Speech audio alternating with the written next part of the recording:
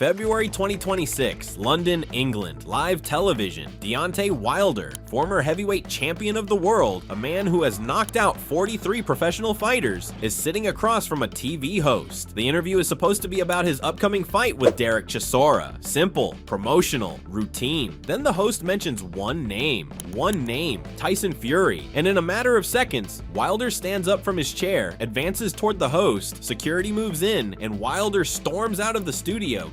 Welcome back to Knockout Kings Elite.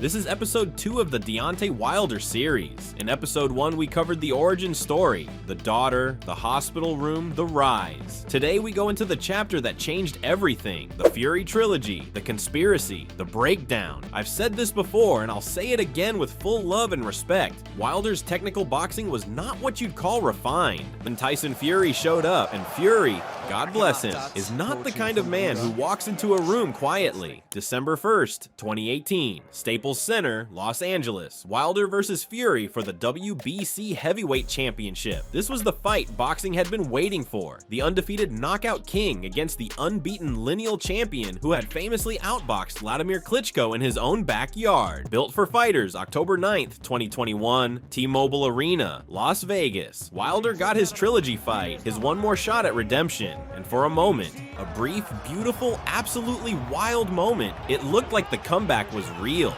Wilder dropped Fury in round 4, then again in round 6. The Bronze Bomber had found that right hand again, and the crowd was on its feet. Then Fury got up, again, shook it off, again, and finished Wilder by TKO in round 11. The referee stepped in. It was over. The trilogy was complete, and Fury had won 2 out of 3. And Deontay Wilder, the man from Tuscaloosa who started boxing to save his daughter, walked away from that fight with losses on his record, conspiracy theories on his lips, and a rivalry that had gotten so deep under his skin that 5 years later, just the man's name on a TV show was enough to make him stand up and advance on a host. Derek Chisora actually said it best in the build-up to their April 2026 fight. He looked into the camera and said, and I am quoting this directly, "I think Tyson Fury gave Deontay PTSD."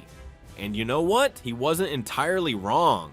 So let's go back to February 2026, that TalkSport interview. Wilder is sitting there promoting the Chisora fight. Everything is professional, everything is calm. Then presenter Simon Jordan asks about Fury. Wilder says very clearly he doesn't want to discuss it. Jordan pushes, and Wilder, he reverts back to old form. He's back on the spiked water bottle, back on the cheating accusations, back on the betrayal. He stands up, he moves toward the host. Security steps in, he leaves the studio still cussing. Same day, and a few hours later, he sees his rival promoter Frank Warren at the press conference, and he picks him up off the floor, picks this 74-year-old man completely off the ground and hugs him like a teddy bear, just beaming, laughing. This is the same man who was ready to fight a TV presenter 90 minutes earlier. That right there is 2 Wilders living inside one body. The warm, devoted father from Alabama who cried after a knockout out of concern for his opponent's health, and the Bronze Bomber who cannot even now make peace with what Fury did to him. You just watched episode 2 of the Deontay Wilder series on Knockout Kings Elite, and if this one hit you different,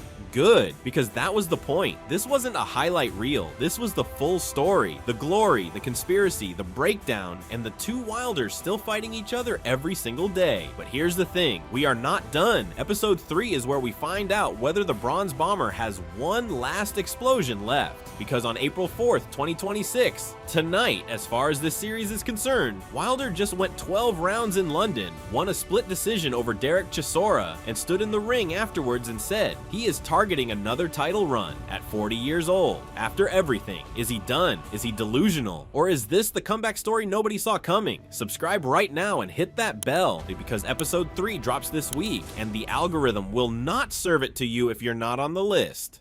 Don't miss the finale. Knockout Kings Elite, made under pressure. I'll see you in episode 3.